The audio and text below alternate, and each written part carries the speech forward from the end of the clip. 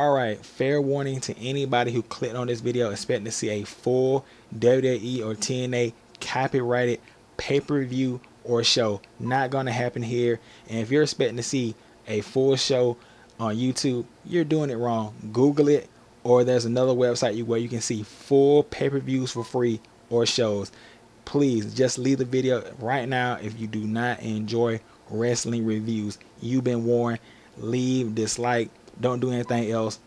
I enjoy this channel. I enjoy talking about wrestling. If you don't, that's on you, and it's your choice to be made. See you guys later with the wrestling review. What's going on, people? It's OJ bringing you another TNA Impact review. And before I get started, I just want to say I'm sorry about that last main event review I put out. Things happened and I shouldn't have put out a review, but the main event between Miz and Dolph Ziggler, it was so good. I wanted to put out a video, but I really shouldn't have. And hopefully we can get past that and I can recover and get back to my funny ways. Pause. Anyway, TNA Impact. It starts off with, get this now, Garrett Bischoff versus Wes Briscoe. Wow. Need I say more? Really? Do I need to say any more? 2 to 3 minute match. Wes Briscoe wins via, get this, retarded slow version of Kofi Kingston SOS. It was like the guy didn't know what the fuck he was doing. He was trying to hit that move. It was like he was watching tapes, but they were all blurry, and he only watched like 1 second of it. He was like, oh, I want to copy that. It just looked horrible. And then you get Kurt Angle marking the fuck out to Wes Briscoe like he just busted a jizz in his pants, or Wes Briscoe just birthed him a new baby or something. I didn't get it. He was like, looked like he was about to have sex with Garrett Bischoff and like tongue kiss Wes Briscoe, whatever. Then you get Joey Ryan doing a promo about him and Matt Morgan, about how Hogan wants to keep them two apart, and now that they're going to be challenging for the tag team belts. So let me get this straight. Matt Morgan, who stole or whatever Hogan's purple robe, said he's going to make history and change the books, only become a tag team champion. Isn't this Wade Barrett booking 101? Really? It's just like, I'm here for a fight. I'm here to make a big impact. Tag team champion. Wait a minute. No. Stop. So at final resolution, we're going to get Joey Ryan and Matt Morgan versus those stereotypicals. Joey Ryan calls out Chavo Guerrero, and to his surprise, Chavo Guerrero looked like he was like, really? Tag team? Oh, okay. These dudes become tag team champions, whatever. Chavo proceeds to take a huge shit on Joey Ryan. I mean, Joey Ryan, what happened to Joey Ryan? I keep saying this every time I see Joey Ryan wrestle, but what happened to Joey Ryan? I thought he could wrestle. Why is he getting like completely buried upon and not getting basically any offense in any one of his matches? Chavo, he downs Joey Ryan. He goes for the 5-star frog splash. Matt Morgan interferes. I'm going to get those names confused a lot, I can already tell. He comes in, he choke slams Chavo Guerrero off the top rope. Sumex comes in and makes a save, but a little bit too late because the dude already got choke slammed, so whatever. Then you get Sam Shaw. That's right, Sam Shaw. And it took me forever to find a picture of Sam Shaw, because apparently not even Google knows who the fuck Sam Shaw is, versus Alex Silva. It was a decent match, but Sam Shaw, let me just say this, Sam Shaw is Kenny Dicera 2.0. That's basically all the dude is. It was, like I said, the match was okay. I hit the mic. Silva, he dominates most of this match. He gets the crowd heel reaction.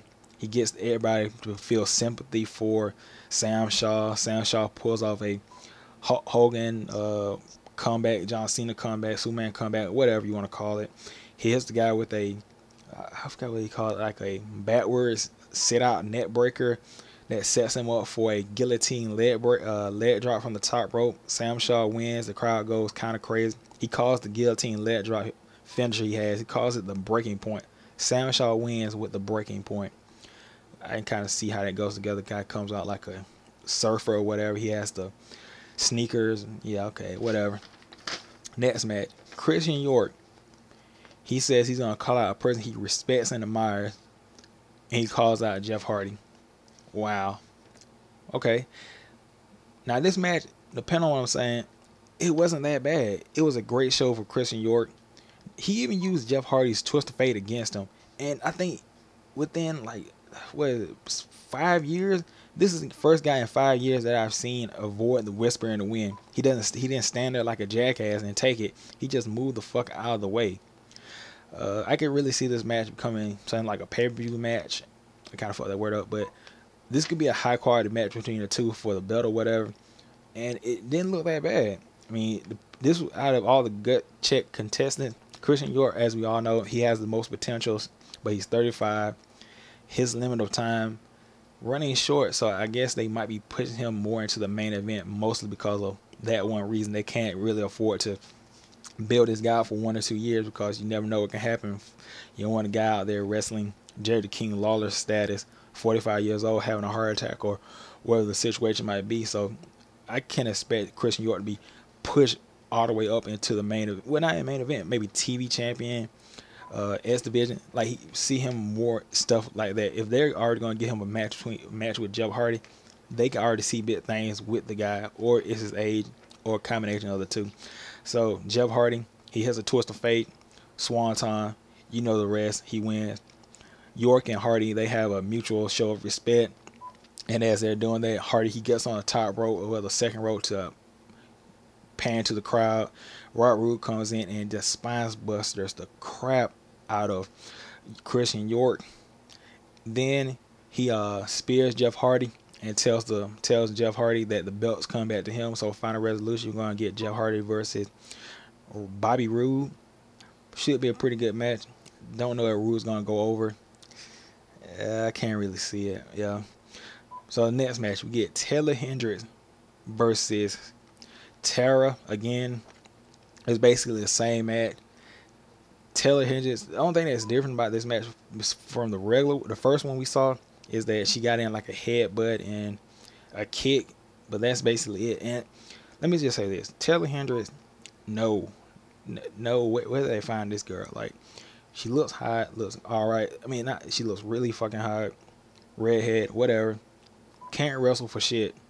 I'm gonna say that right now. Like, like as soon as I got finished watching this match, I watched like 2 or 3 of her indie matches, and I was like, it's the same shit. She gets beat on for like most of the match and pulls a fucking Superman John Cena, whatever the fuck you want to call it, and then might win the match or might not win the match. And it doesn't look right. She's more of a Kelly type female wrestler that doesn't really need to be in the ring, but should be more like a valet or valet, a ring announcer, something like that. You see how it works out well for, I don't know how many you guys watch RH, Maria Kanellis. Maria Kanellis. She stopped wrestling for the most part, and she does a better job as a valet for Mike Bennett, the Prodigy, than she ever did wrestling in WWE. Cuts better promos and everything like that. So I think if they keep Taylor Hendricks around, they might want to stick her as a valet because of the wrestling. Hell no, I can't even see this girl as a TNA Knockouts champion. I saw her knockout champion in like a indie development. I was like, how did she win the hell? It was mind blowing. Like, you can't be that bad and be a champion. I just spent 2 minutes on that, whatever. So Tara wins, of course. Yeah, I mean, if she, whatever. Yeah, that's all you need to know. Tara wins with Widow's Peak. Then you get a 3-way match for a turkey soup match. It's the Turkey Bowl match that's annual on TNA or whatever. EY versus Robbie E versus Jesse Goddard. EY wins via roll up on Jesse. So I guess last year Robbie T took the pin and had to wear a turkey suit, so Robbie E couldn't do it this year. New guy, I guess they had to bring him down a peg or whatever. He ends up wearing the suit because he lost. And that's not really the big story. Ace and 8, they come out and they attack Eric Young post celebration. I don't know if this is to write Eric Young out because of contract situation or to bring him back. With EY maybe gone, I don't know where that leaves ODB, because that is one of the storylines. They might have to write him out or whatever. Yeah. So yeah, Eric Young got attacked by Ace and 8 and basically got his ankle shattered or whatever. That's then the breaks. And then you get the main event. AJ Styles versus Cass. Very good. This is a very good match too. AJ Styles, he wins via Pele kick out of fucking nowhere. It's just like you think you're gonna see it coming, but you don't see it coming. So AJ Styles, he's getting back on a winning streak. Still don't want to see him go over Christopher Daniels at Final Resolution. It'll be just like Randy Orton versus Del Rio. Like it'll be unnecessary match that didn't make a lot of sense. Cass put up a great showing in this match, but still, yeah, whatever. Then you get to the last segment. Austin Aries calls out the source of all his problems per se in TNA. How the deck has been stacked against him, and it's all because of one person, Brooke Hogan. And he cuts the promo on Brooke Hogan saying that he's sick of the name Hogan being everywhere, plastered on TNA, overriding his name when he's like the dominant talent in the TNA roster. And I think he's about to attack Brooke Hogan. Bully Ray comes out to, I guess, save Brooke Hogan because that's an ongoing storyline.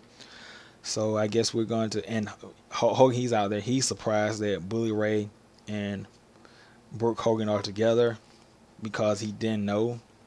And I guess the TNA backstage is fucking huge and he didn't know, or nobody talks about it. Anyway, I guess it's going to be setting up Final Resolution, Bully Ray versus Austin Aries. Do we really need to see this match again? I mean, we've seen this match 2, 3, maybe 4 times already. The only thing I can really say, probably going to have Bully Ray maybe go over, become, more of a face. I don't really know, but yeah, that's not one of the matches I'm looking forward to. I already know how it's gonna go down. Bully Ray versus Austin Aries, but still, Austin Aries gonna put on a great show. Bully Ray, whatever. So besides like what I've been saying, how would I rate this show? Oh my god, this was a slight drop down from last week. I think maybe because of the Rickies on the show and some of the matches. The AJ Styles match, very good. Austin Aries, always good. Sam Shaw, ISL, what the fuck? Ryan versus Chavo. Joey Ryan, slowly becoming one of my least favorites. Garrett Bischoff versus Wes Briscoe. Come on, son. So I gotta rate this show. Last week, it was like a 4 point something. My god, man. I gotta give this like a 2.9. This was borderline horrible. It wasn't bad. I didn't feel bad after watching it, but still, like, I don't know how you can drop this badly.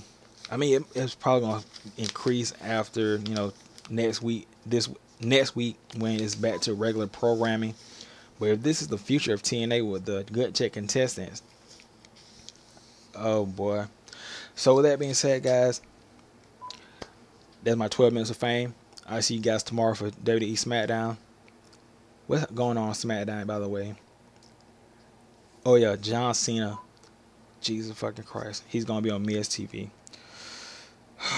John Cena. John fucking Cena. You have a broken knee. You still won't sit the fuck down. I'm out of here, guys. I'll see you guys later. 13 minutes of fame. 14, maybe. I don't know what the. Yeah, I'll catch you guys later. Peace.